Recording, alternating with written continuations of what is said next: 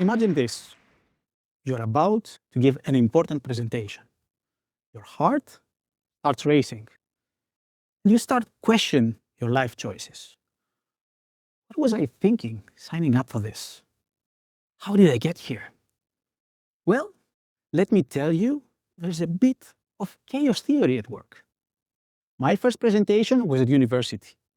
I was a freshman in the physics department, and I had spent a lot of time preparing for it. It was about the life legacies of several legendary physicists. I felt totally ready. But when the time came, my whole body froze. Butterflies? Check. Stage fright? Oh, yes. And to top it off, 15 minutes in the presentation, my professor, who was sitting in the front row, started dozing off while I was presenting. So, needless to say, at that moment, I thought that public speaking was probably something I should stay away from. Now, that same year, I also signed up as a teaching assistant in the physics computing lab course. And in the beginning, it felt strange. I mean, I wasn't meant to be walking around the desks, helping my fellow classmates. I was supposed to be sitting next to them, attending the course. I wasn't meant to be standing in the professor's spot, explaining stuff, you know? So with time, something magical happened to me in that dusty computer lab. I realized I loved explaining stuff to people. To put it in physics terms, my beloved sleeping professor, what he actually did was push me gently towards what we call a fixed point. A fixed point is that fuzzy, comfortable place where your body tells you, stay here, you're fine. Nobody needs more presentations.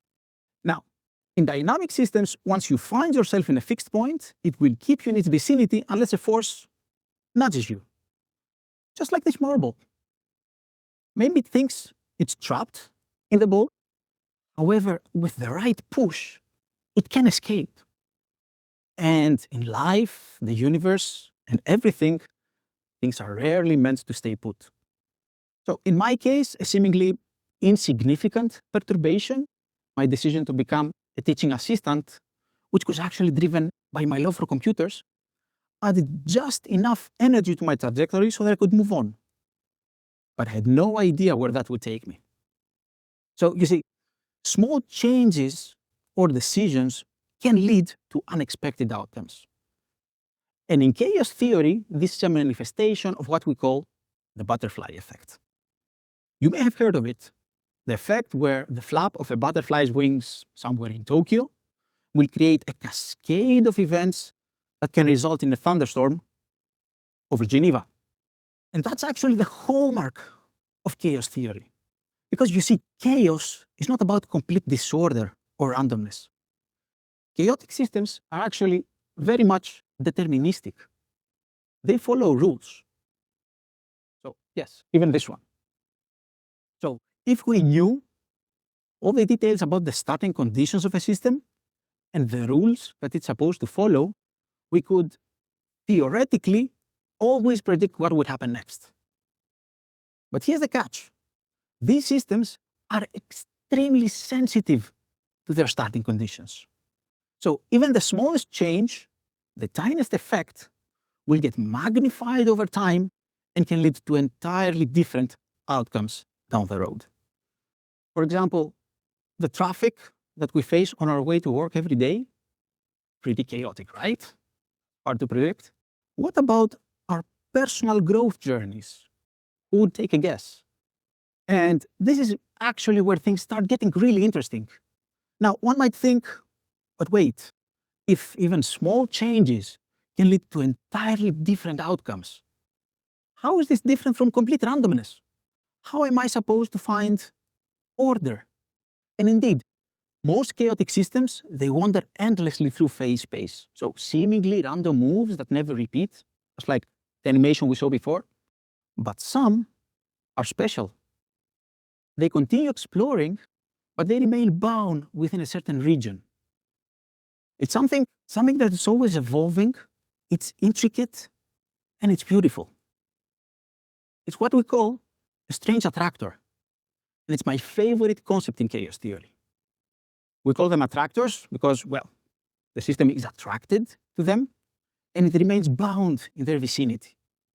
While doing so, however, the system does continue to explore. The strange attractor we're looking at, it was discovered by Edward Lorenz when he was studying weather patterns back in the 1960s.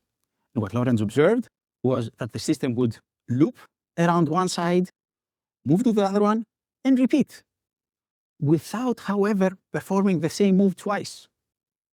So we're talking about chaos with structure here. Chaos in the shape of a butterfly. And just as chaotic systems now explore different regions, we also navigate through countless possibilities in our lifetimes. The journey is chaotic, right? And it is sensitive to every small decision, every conversation that we have, every moment of effort or doubt. And it is our mindset now that can determine which zone we will orbit. One option is to stay put, just like the marble, in that fuzzy, comfortable place where our body tells us, stay here, you're fine. It's chaos out there. Or we can opt for a state where we're always exploring, where we remain within a zone of productive tension that pushes us forward without, however, letting us drift into uncontrolled chaos. Now, in my case, after my studies, I completed my childhood dream. I became a software programmer. And in the beginning, it was great. I mean, I was learning a lot of new things. I was involved in interesting projects. But after a couple of years, things felt a bit off. I felt a bit like the marble, stuck and not knowing how to escape. And then chaos knocked. While I was getting coffee in my favorite spot, I saw a job ad looking for training developers. I mean, I wasn't looking for a new role at the time, but my curiosity sure kicked in. Now, of course, I had a lot of doubts. I mean, changing would mean that I would have to leave my slightly boring but so comfortable spot. Now, that job ad led me to the door of the learning and knowledge management department of a relatively obscure Dutch semiconductor company. It took a bit of thinking, but in the end, I took the step, and there I found my chaotic challenge. I reconnected with what seems to be my personal strange attractor back from my university years, the pull of making knowledge accessible and understood. So, chaos, maybe not necessarily a bad thing. Hear me out. Changes and setbacks are vital to our journeys. Our life paths will lead us through unexpected turns. That's not a bug. That's just how things work. And even in chaotic systems, there is a certain amount of friction necessary for strange attractors to appear. So if there is no friction or very little of it, there is no challenge.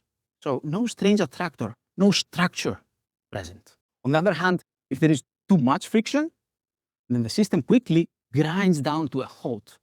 That's the burnout zone, and we should all watch out for it.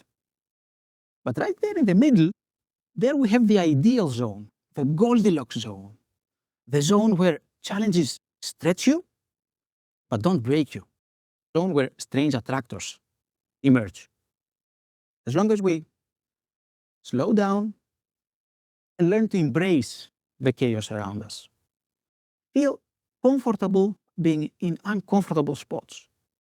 Remember the butterfly effect? We don't need big changes to make things work. Small tweaks can create surprising results over time. So, chaos is not necessarily the enemy of progress. It's an opportunity. Chaos is the universe's way to help us forge our personal growth mindset attractors. And it's up to us to choose. Either stay in the ball of familiar safety, or hop on the wings of the butterfly and enjoy the ride. Thank you.